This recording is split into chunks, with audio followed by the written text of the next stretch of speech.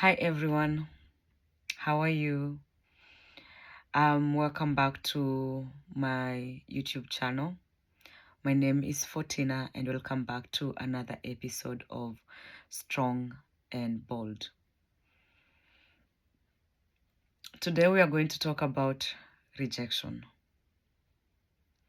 I want you to show me by a show of hands if you have ever felt rejection at one point of your life.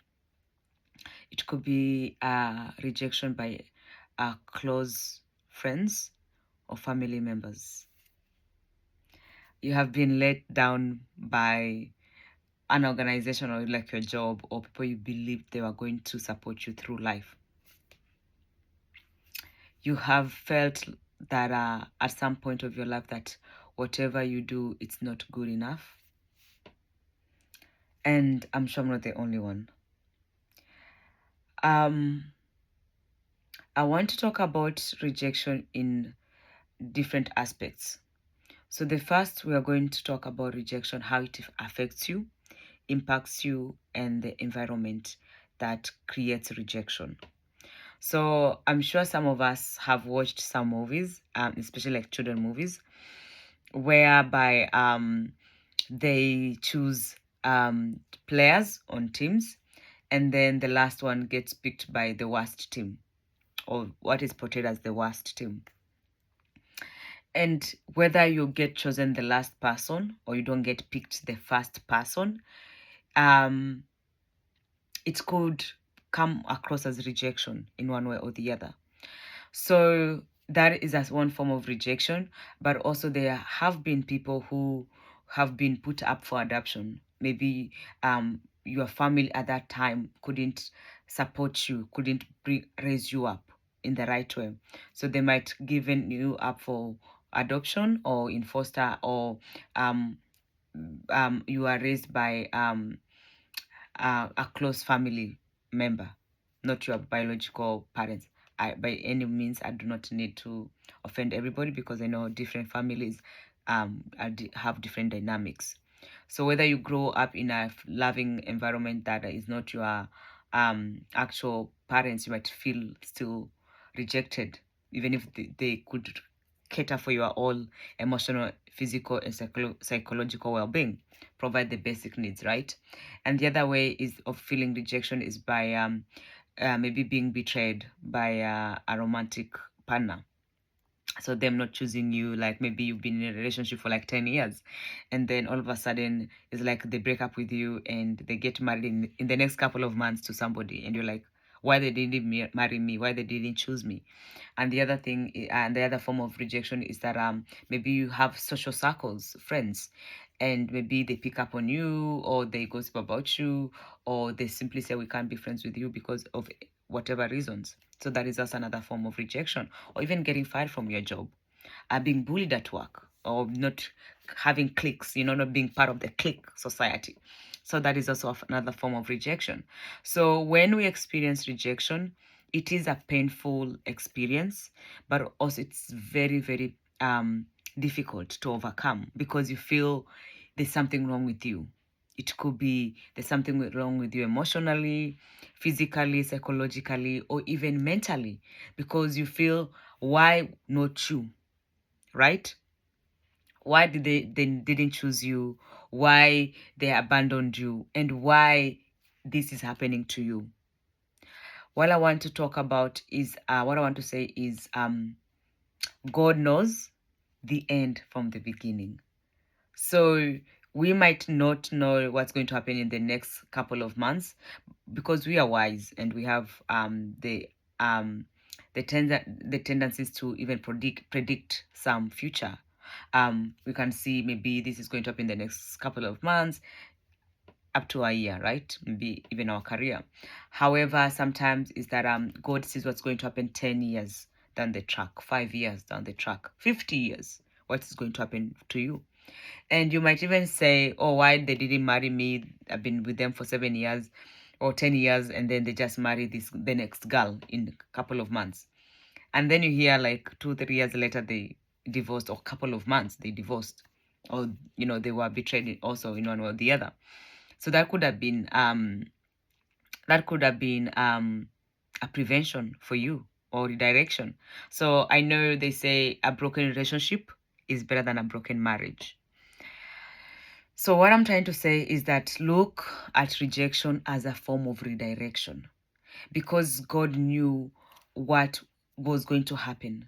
Maybe even like your foster carers um, have the capacity to harness and to bring out the best in you that your actual family might not have um, the capacity to bring out the best in you. So you might get better experience in life and get the best out of life. And in terms of romantic scenarios, it could be that God knew what was going to happen. Maybe at that moment you thought that was the best, but maybe God has a better plan for you, a better individual for you. So look at it as a redirection. But also I want to say that where value is unknown, abuse is inevitable. Because if you don't value something, you are going to abuse it. So let's say you find a romantic partner in one stage of your life. Maybe you'd like to go out, you are still insecure, you haven't worked on yourself, and they were attracted to you to fix you, to heal you, to help you. That's what they liked. Similar to social circles. But then you over the years you have evolved, you have gotten better and better and better. Mentally, financially, spiritually, you have evolved over time. And then you'll find that those circles or that relationship can't contain you. They want to dim your light instead of supporting you, instead of making creating an environment that you can make it brighter. So sometimes people reject you is not that you deserve it, it's not that you did something wrong, it's not that there's something wrong with you. They reject you because it is the right thing to happen to you. Take it as a redirection and take it as prevention. So this particular individual could have created a time for you, or an environment for you that you can't flourish. You cannot flourish in life. But then through that rejection, you get to learn more about yourself. You get to learn your strengths. You get to learn more of who you become. And then you create a sustainable and nurturing environment for you. So for me, I look at it like when one door is closed, another door is going to is going to open. And it might happen when you are not expecting it, you know? So going through rejection, it is one of the hardest things we can experience as human beings, because it tells you that you are not capable, it tells you that you're not good enough, it tells you that there's something actually wrong with you, and that's why they don't pick you, they don't choose you. But then it could be a form of redirection and prevention, because God knows if you had continued with the same social circle, maybe you end up in jail. If you had continued with the same social circle, because maybe you end up in a toxic relationship or marriage. If you continue the same social circle, you get to listen to them more. You won't have your own thoughts to support your family, to support your friends, to support your future.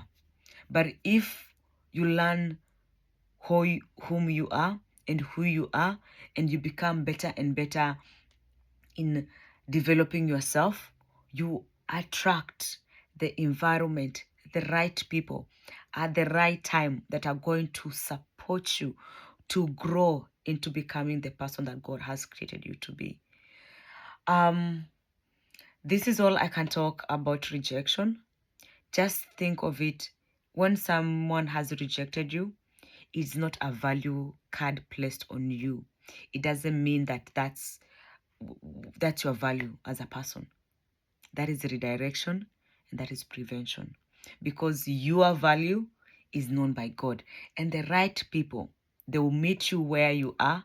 They will see that value in you. They will support you. They will want you to advance and become bigger and bigger and bigger, be better and better and better. But it's not going to be when you start shining because they thought like, oh, maybe let's say they meet you as a particular stage in life. For me, you are going through grief, you are going through a process of evolving, and then all of a sudden you become better.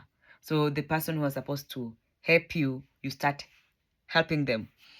Then it might not look good on their end, because they're like, oh, so now you think you're better than us, or now you think ABCD. That's why I want you to see rejection as redirection, but also as prevention.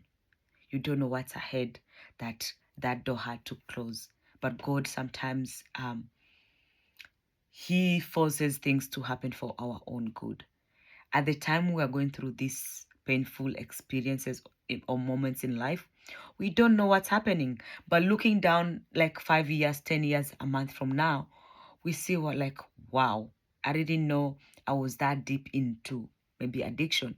I didn't know I was that deep into maybe selfishness. I didn't know I was that deep into this wrong path. And God redirects you to the path that he has for you.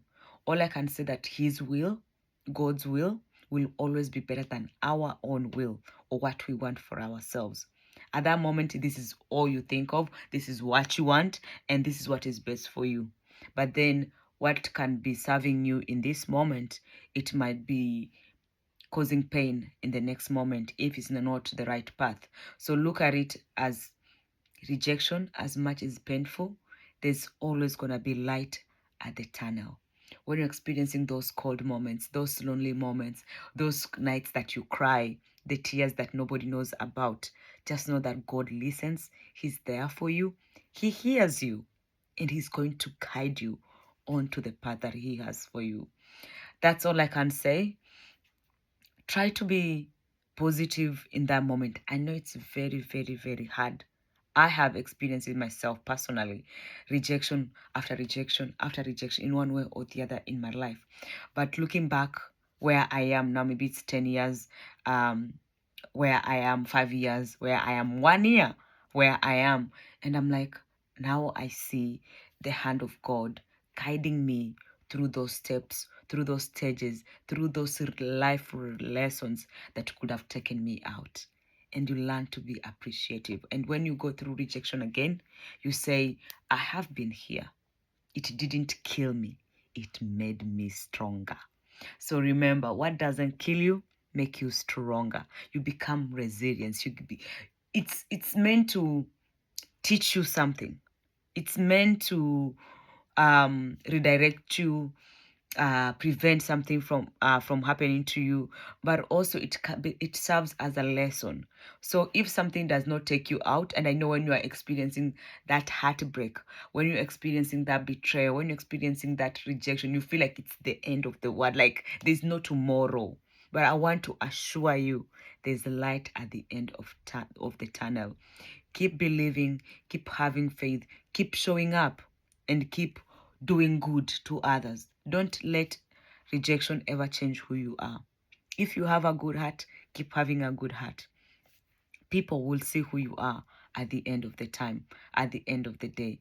And the right people will start drawing to you. So look at it like life is like a bus, and each and every step and stage of life, people get on, people get off, people get on, people go off. And sometimes somebody is supposed to be with you in this season, not in this season, but we want to drag them into the other season, and then they start dragging us. You start, if you're healthy, you start becoming unhealthy. You start thinking like there's something wrong with you. That's why someone is betraying you or someone is rejecting you, not showing up the way they should be. And then maybe holding on, it is causing so much pain than letting it go. So sometimes we need to nurture ourselves, think about ourselves, and see what's best for ourselves, and advance, accept, and grow in those parts, and choose what's best for us. It might not be best for everybody, especially when there's expectations, financially, family, and all these things. But again, it's what is best for you. And we make decisions with the information we have at that time. If it's the wrong decision, I believe God will redirect you to the right decision.